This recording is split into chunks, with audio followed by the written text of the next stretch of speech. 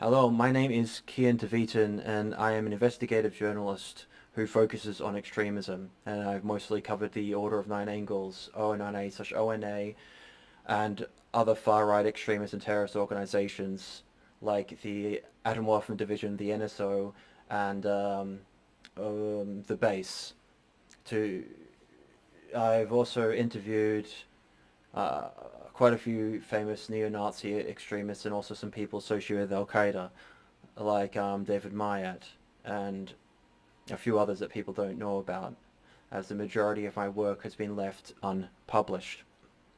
Now, this is the first in my series on the exploitation of PMC companies or private military companies or contractors by Western neo-Nazis to get combat experience to come back to the West from the Russo-Ukrainian War for the purpose of being paramilitary units to perform a coup d'etat in the West.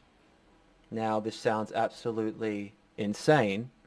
However, this is happening, and this is what this series is essentially going to be about. Now, in this introduction, and this video is an introduction in and of itself in a long series, I have to give some context as to why I've kept silent for so long and why this is even relevant to what I usually do. And I'm going to have to go into some stuff involving academia and why my future within academia was cut very short in 2023. So I have to explain that story to give context to the situation. Now, the Russia-Ukrainian War, I have kept silent on this subject since my return to investigative journalism in 2022. Not because I have nothing to say, on the contrary, I have only kept silent as I am not a normal journalist who just jumps in on the news cycle and tries to be as quick on the draw as possible. We pump it out, react emotionally, and never have the time to actually analyze what I'm saying or doing or what effect that has on the people who are absorbing the information I am distributing. I am not that kind of journalist at all. I am very much a analytical journalist or kind of obscure form of investigative journalist. So I'm very, very slow on the draw. Now, this is also because I have a keen sense of responsibility when it comes to the process, analyzing, and publishing of information to an audience. And this responsibility has become far more overwhelming in the past year since my audience has grown significantly. And this is what is called a process of perception management, if you want to use terminology in the intelligence world. And given we're going to be diving into a lot of, contractors, perception management is a term utilized a lot in private intelligence contractors. But anyway, I digress. My job is not to tell you what you want to hear, not to be a propagandist, and to try and stay objective and give information in a way that is as clear as possible, that allows you to come to your own conclusions. Now, because I do come from academia, when distributing information, be it in academic essays, papers, etc., journals, you usually have to state your biases.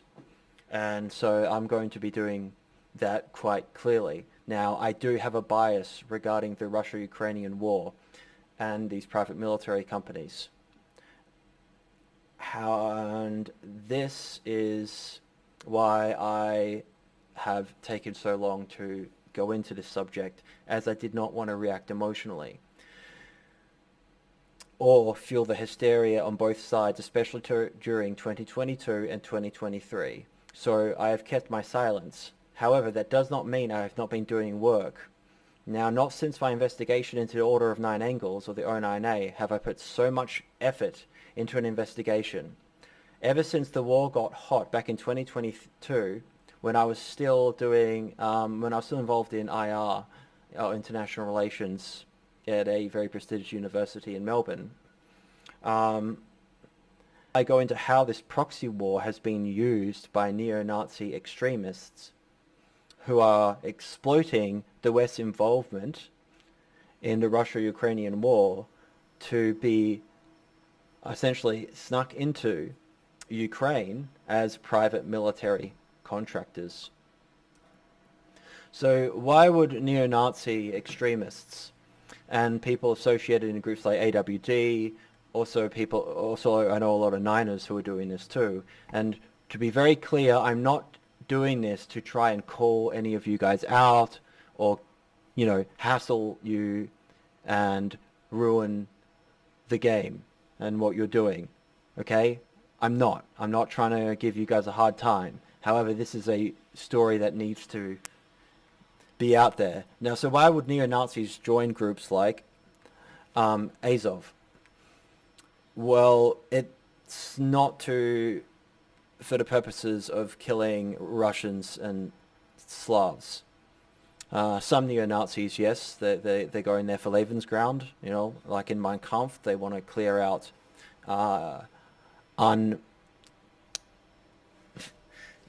Slavs who are not who are not the right kind of Slavs with regards to Hitler's perspective and during World War II.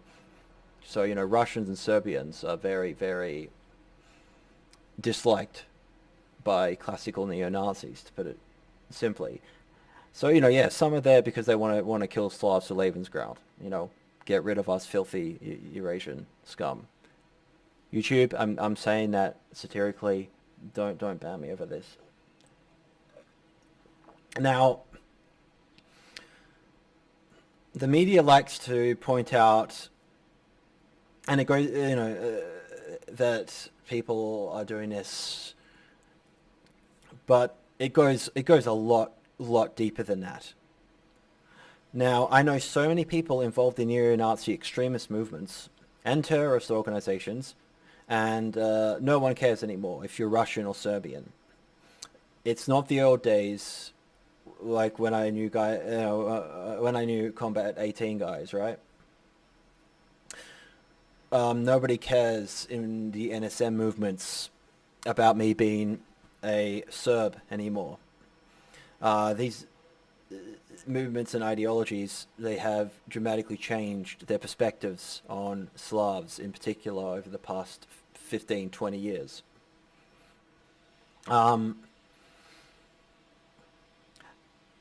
Now, why are people doing this? Why are neo-Nazis doing this if it's not to kill Slavs? Well, they're using the war to join private military companies or contractors in Ukraine to be trained as professional soldiers funded by the West. Now, the reason they choose Azov and not Wagner, a Russian private military company, is not so much ideological.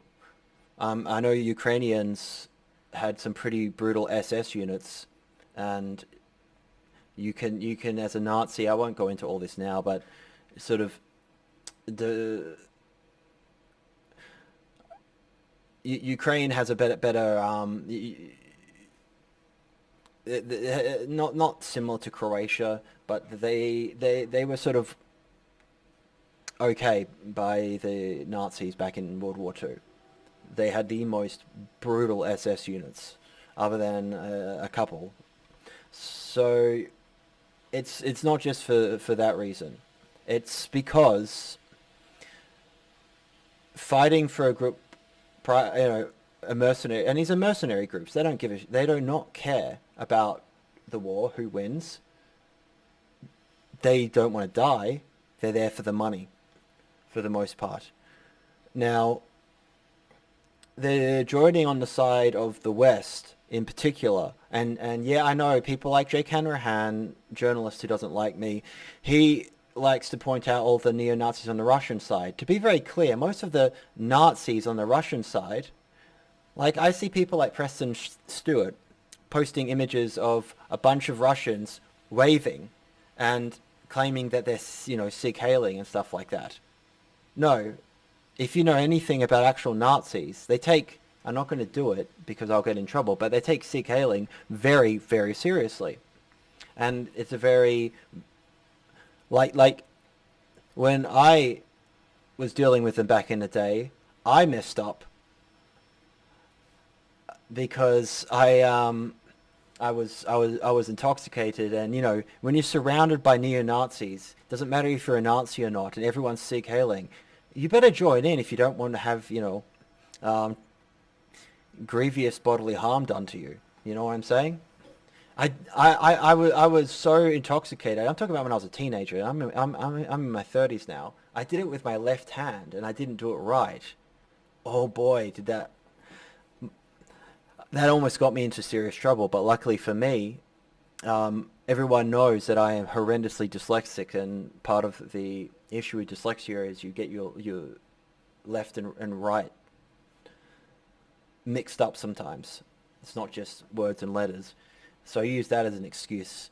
But they take it very seriously. And look, a lot of the Russians that are using, and I'm not here defending Russians to be clear, I'm just telling the truth. A lot of them are using Nazi aesthetics, more as a Russian nationalistic, ethno-fascist kind of deal. They're just being edgy.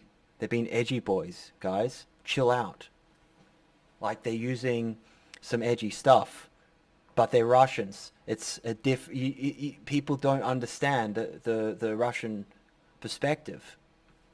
It's more based on. It's very similar to Serbian far right and Serbian perspectives. It's they're doing it because they're wanting. It's a nationalistic thing. They're not wanting a Fourth Reich. Okay, it's a very different kind of situation. Yeah, there are some neo-Nazis, 100%, but most of these guys that you're seeing on the Russian side are just being edgy. They're just using it for aesthetics and as a form of Russian nationalism and patriotism and greater Russian, a little bit of ethno-fascist kind of stuff, because you're at war. Okay, if you've never been in a situation and people in the West, you guys don't really get this. When you're in a war situation, you get edgy. You start doing really socially. There's no safety. There's no safety. Like it gets dark. It gets really dark, and that's why I've stayed away from this subject, because I've got connections in the Russian Federation. I have connections naturally in Serbia. I have connections all throughout Eastern Europe. It's very close to home for me. I am from war, if you know what I mean. I'm in the West because I'm the son of a refugee from war, right? I grew up with where I was supposed to be in a state of constant war.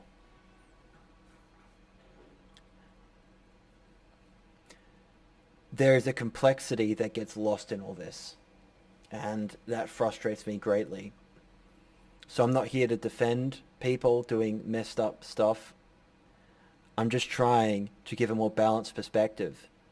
And a lot of people are starting to talk about my work in people with Russian backgrounds and Slavic backgrounds because of my knowledge on neo-Nazism and of the modern changing of the perception of Slavs, which is a pragmatic and cynical one for the most part by neo-Nazis, not one that comes from, we're all European in the end, no, like in World War II, anyone that's useful to them to get their especially in Western contexts of Western neo-Nazi groups like Atomwaffen Division, NSO, NSM, the base. It's a all-white ethno-state ideal, rather and using Slavs, and because we're pretty good at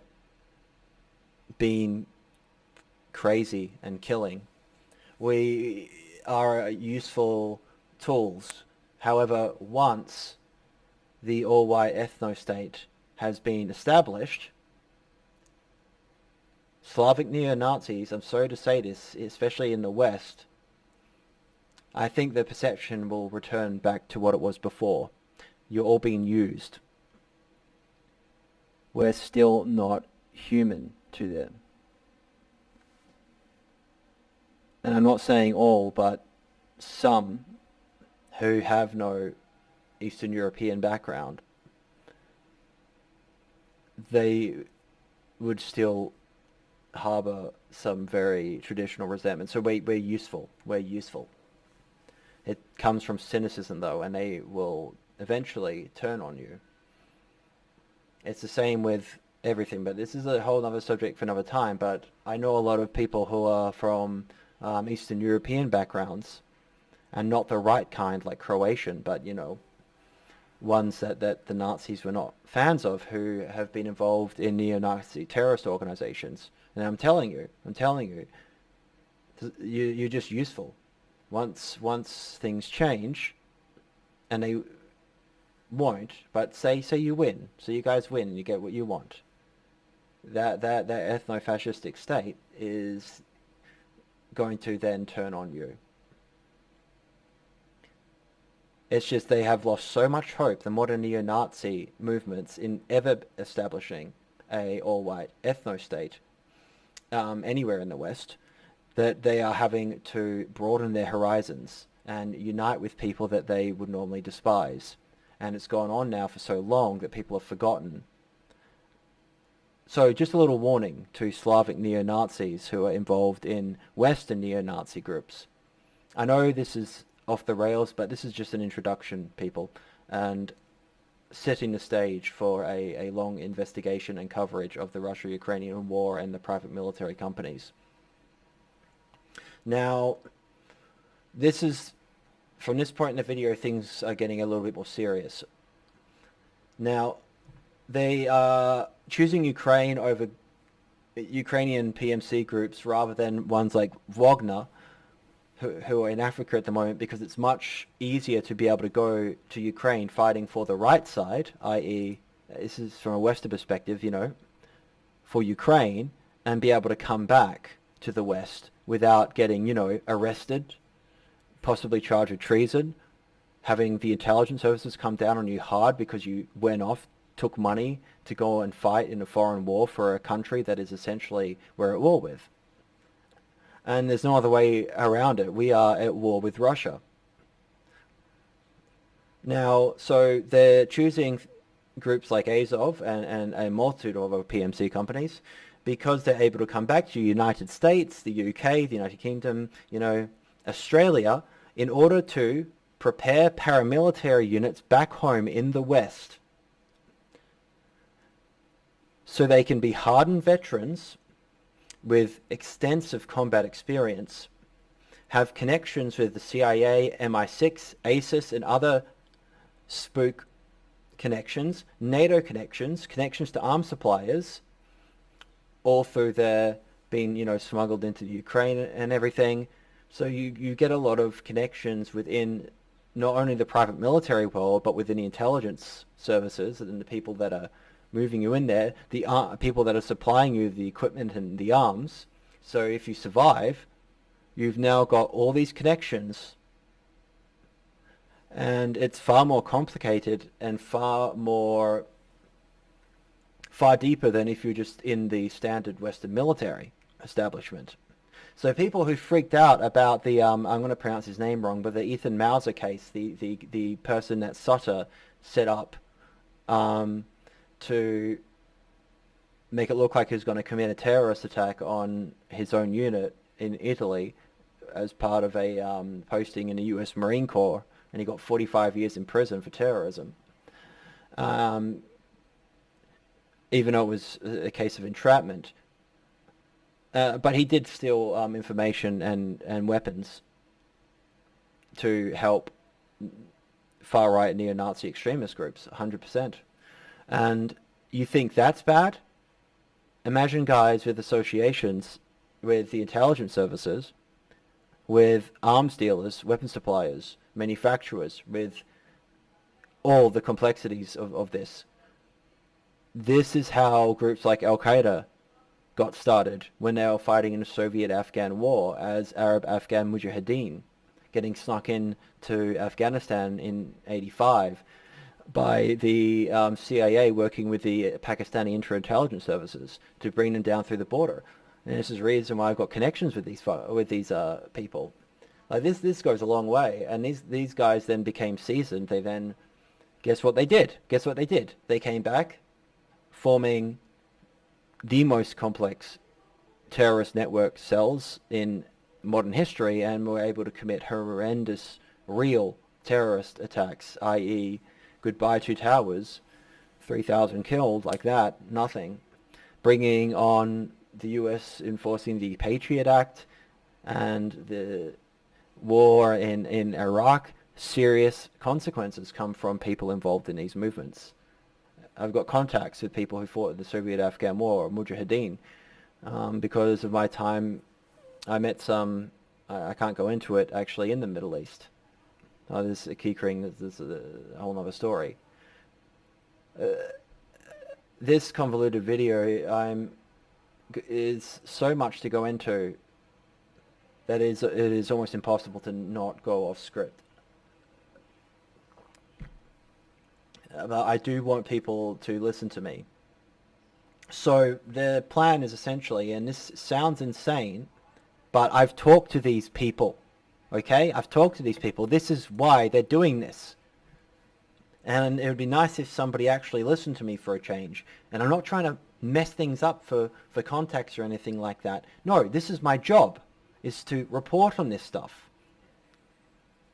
in a way that is, you know. So they are training to come back home in order to perform in the West a violent coup d'etat to kill and overthrow the current regime and replace it with their own. This sounds insane. However, this is what the purpose is for the majority of these people. This is why they're going there. So the West is funding people who are doing this for the purpose to overthrow the very people funding them to be able to go there and giving them the amnesty to be able to come back. This is what they are doing. And as insane as that sounds, it's happening. And why should you listen to me? Because from my work on the O9A, I naturally got connected with other extremist groups and terrorist organizations. And many Niners have ties with the Atomwaffen Division, National Socialist Order, the Base, etc., and other splinter cell, currently unnamed and unknown terrorist organizations that even the intelligence services are completely unaware of their existence, or at least feign so. Now, people are being recruited internationally by online networks of neo-Nazis who focus on finding people interested in groups like the Order of Nine Angles and recruit and network and maneuver as many young men as possible into Ukraine to legally get trained and fight and come back with combat experience, be paid a decent money, get the weapons and spook connections listed above to, over a period of decades, prepare for a coup to overthrow Western democracy and to save Western civilization and bring on a new cosmic Hyperborean Aeon and all that stuff. This sounds insane, but this is one of the core reasons people are doing this. I know this because I'm in all the main recruitment networks for both Ukrainian private military companies, but also Russian ones. I know people personally, contacts who have gone to Ukraine and are currently in Ukraine at this very moment. As I said, I'm not trying to expose anyone or step on anyone's toes. I am simply explaining how this information game is played, how people will exploit every situation and network they can to further their own ideological purposes, and how people support wars in areas of the world they know nothing about, that has no effect on their life, not realizing they're helping equipping, train and battle-harden men who hope to commit a coup to bring on the new Fourth Reich. This is why it's hard for me to talk about this over the past few years and not get passionate, because it is very frustrating seeing people so anti-Russian, so pro-Ukraine, so pro-groups like Azov, and now I'm not being critical of the existence of these PMCs, and you know what I'm trying to say. I'm just trying to give a little bit more of a balanced perspective on this whole situation and how ridiculous people who know nothing about Eastern Europe, know nothing about extremist networks, know nothing about this, just brush people like me aside, accuse anyone who says anything of being a Russian propagandist and all that BS, and support these people, and then just use the absolute non-argument of go, well, there's Russian neo-Nazis too, showing pictures of people that are just Russian, the equivalent of three-finger saluting Serbian nationalists, like. So yeah, this is a prologue. My own insertion in this complex mess of a story is now done. You know why I have avoided it, and it was just to make sure I know this is real and can detach emotionally. This is a hard lesson every journalist must realize, but I have people I like and respect on both sides of this story. Some have actually been killed. It is not possible to be detached when you build rapport over a period of years. Yes, many are Nazis, but they are also young men, and men change. If what I did at 18 years old was the judgment of my entire life, well, I was a heroin addict and, had pretty far right ideologies back when I was a teenager, and I was involved and surrounded by neo-Nazis and one who actually performed a terrorist attack. That was when I was a teenager. I am now 34 years old and have ended up making a name for myself using what I learned from my mistakes and real-life experience, and to network and find out in an understanding way the current state of multiple extremist organizations, terrorist groups, and have helped with exposing groups like 764, an international pedophile network, before most people knew they even existed, way back in 2023. So I could not have done any of the objectively decent things as a human being I've done publicly if I didn't have the history that I have. And I know a lot of people just paint me in a certain light and have a perception of me that is flat out wrong, but you may question my ethics, but the good that I have done with my work is only been possible because of the mistakes of my youth. And I paid for them. Trust me, I have paid for those mistakes. So I have an empathy for people who fuck up and get involved in stuff when they're young, since I was also one of them. I just naturally grew and changed as a person. And if they don't get killed, there is a high chance that they will get out and get that experience, that one look in, and see enough to mature and get the experience they felt necessary from the circumstances. And this is actually the main reason. A lot like to say that it's for this greater purpose, but a lot of the reason young men are exploiting this situation, because the ones that are recruiting and trying to actively cause this social change, they usually don't go. They usually don't do it. But the majority of the young men who get involved in this situation at the moment are looking for life experience. And war, as a young man, is extremely alluring. And so for young men, violent exposure is honestly necessary if you want to build character beyond a form of mediocrity.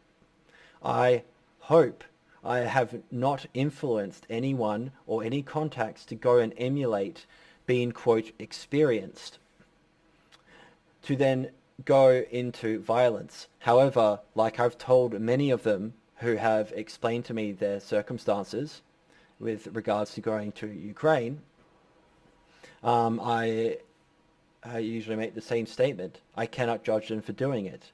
I did the same thing at the same age with the openings I had in life. And the moment I had a chance to look in, I did. And now it's time to look in. Welcome to 12th Special Operations Brigade Azov. And I'm going to show you something. To be clear, I know this one's a oldie, but it's a good one. This is a propaganda video, and I no way blah blah blah endorse any of this shit, but this is to serve a purpose. I am Lorislav. I shoot rifle.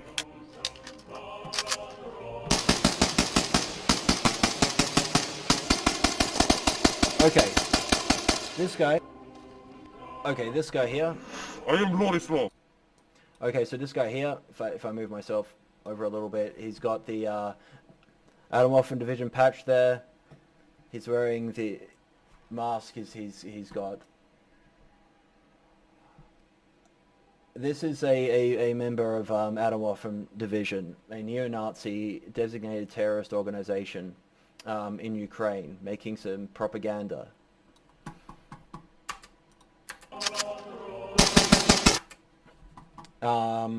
I do have to ask at some point some connections I have in the Atomwaffen Division. Extremists.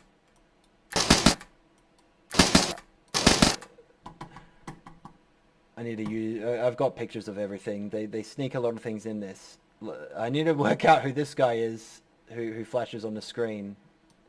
I will ask a few people that will know instantly who he is. But I am kind of curious. I think they're kind of threatening to, you know, delete him. But anyway, this is where it gets important.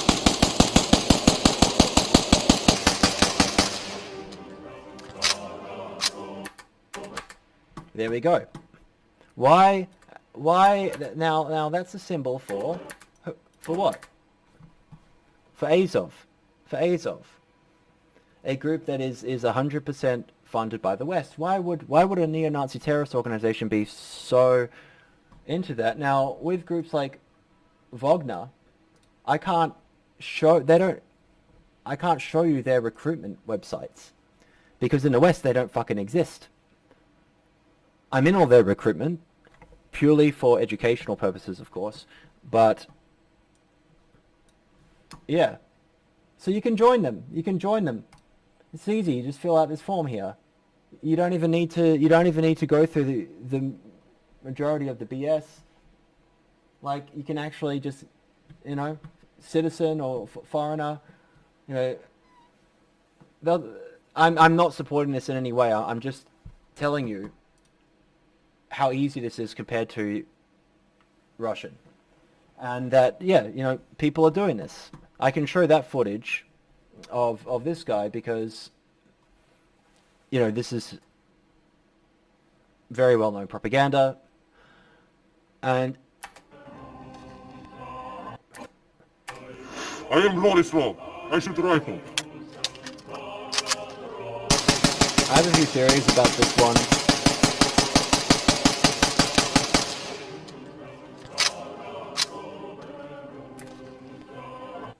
So, yeah. This has gone much longer than I anticipated. I know this is scattered, but I do want to thank everyone for watching this prologue to my series on the Russo-Ukrainian War and the use of private military contractors by extremists. Now that I've gotten my biases out of the way, my scatteredness as to why I haven't covered this when I've been sitting on this for, you know, 2 to 3 years and have done more work on this than anything else, other than the ONA. So, yeah, and people are going to start watching now. Like and subscribe, all that stuff. I doubt this video will will be monetized. It'll most likely be instantly demonetized, but I'm trying my best. And the rest of the videos in this series are going to be far, far better put together. This is purely an introduction.